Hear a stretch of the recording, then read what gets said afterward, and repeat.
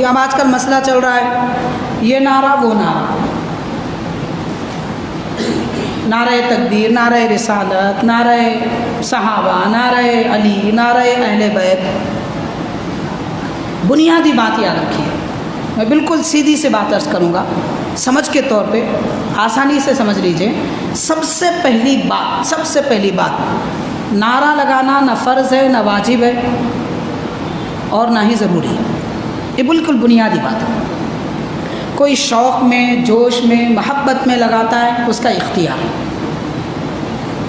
خواہ وہ نعرہ تکبیر کہے، نعرہ رسالت کہے، نعرہ اہل بیت کہے، نعرہ صحابہ کہے، اس کا اختیار ہے۔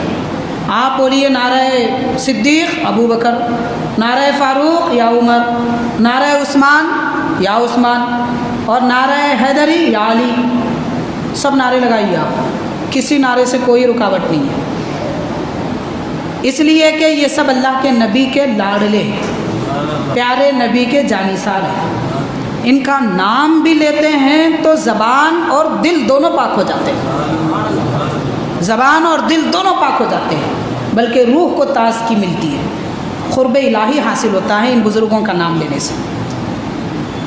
یہ ایک بات ہو گئی۔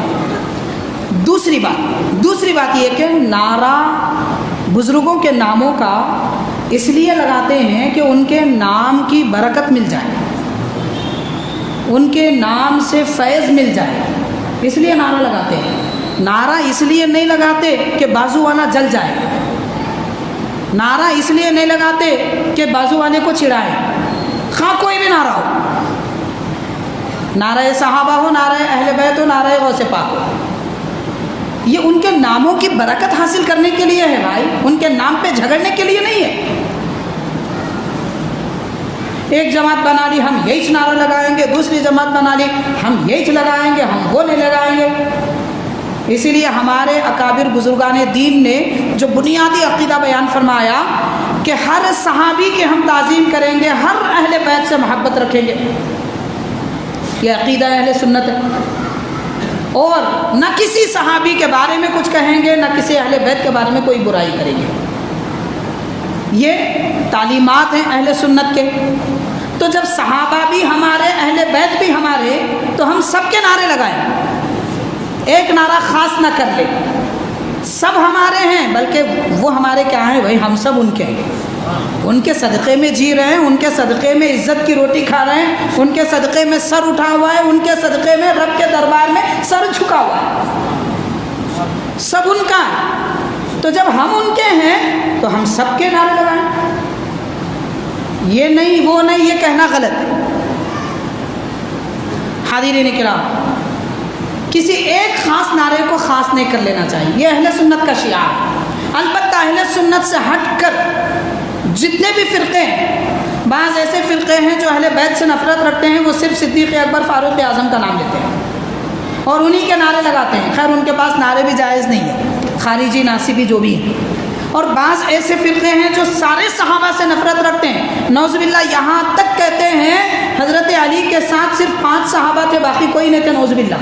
رافضی ہیں، یہ سب رافضی ہیں، ان کے پاس صرف حضرت علی کا نعرہ لگایا جاتا ہے۔ تو صرف حضرت علی کا نعرہ بھی غلط، صرف دوسرے صحابہ کا نعرہ بھی غلط ہے۔ ہم اہل سنت ہیں، سب کے ہیں، سب سے محبت رکھتے ہیں، سب کا نام لیتے ہیں، سب کا نعرہ لگاتے ہیں۔ اب سیدنا مولا علی رضی اللہ تعالیٰ عنہ کے متعلق حضرت محدث دکن رحمۃ اللہ علیہ نے کیا فرمایا، بس آخری بات دیکھیے، سیدنا مولا علی رضی اللہ تعالیٰ عنہ کے متعلق سیدی محدث دکن عبداللہ شاہ صاحب رحمۃ اللہ علیہ ارشاد فرماتے ہیں، آپ فرماتے ہیں،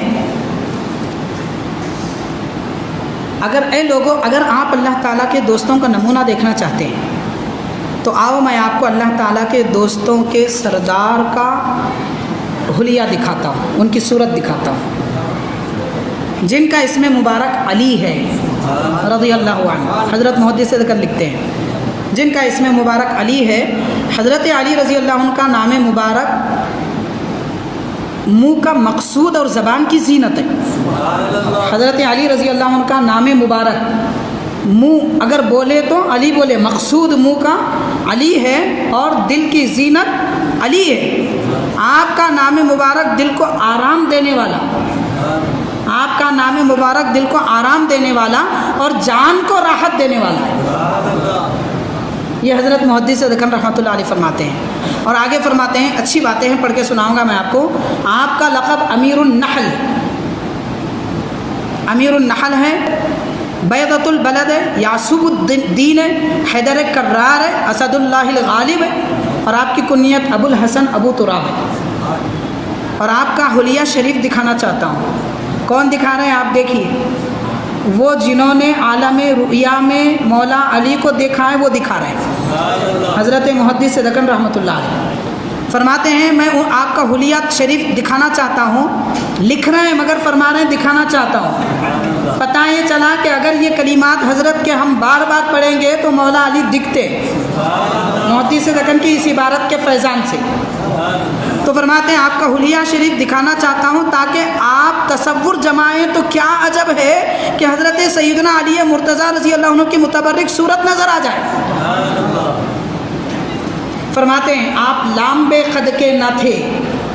अदब भी देखिए, ये छोड़ दीजिए थोड़ी देर के लिए। अगर किसी के कम कद के बारे में बोलना है तो मुहज़्ज़ब अंदाज में भी अगर बोलेंगे तो बोलेंगे कोताह कद, कम कद, कोताह कद, ये बोलते हैं। लेकिन हज़रत मुहद्दिस रहमतुल्लाह अलैह ये नहीं फरमा रहे हैं आप लांबे कद के न थे। क्या थे वो नहीं बोल रहे हैं, क्या नहीं थे वो बोल रहे हैं।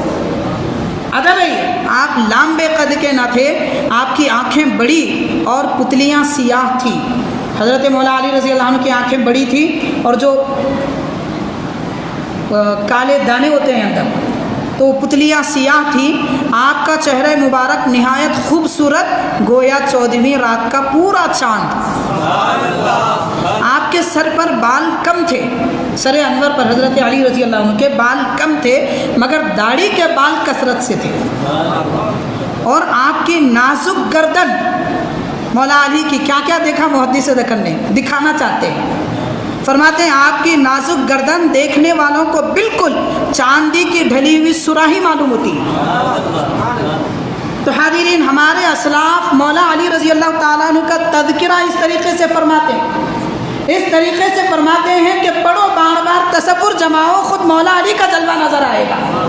तो पता ये चला कि अहले सुन्नत के अकाबिर हमें सबक ये देते हैं, हम अहले सुन्नत हैं, सिर्फ सहाबा का दामन ही नहीं थामेंगे, अहले बैत का दामन भी थामेंगे, सहाबा का दामन भी थामेंगे।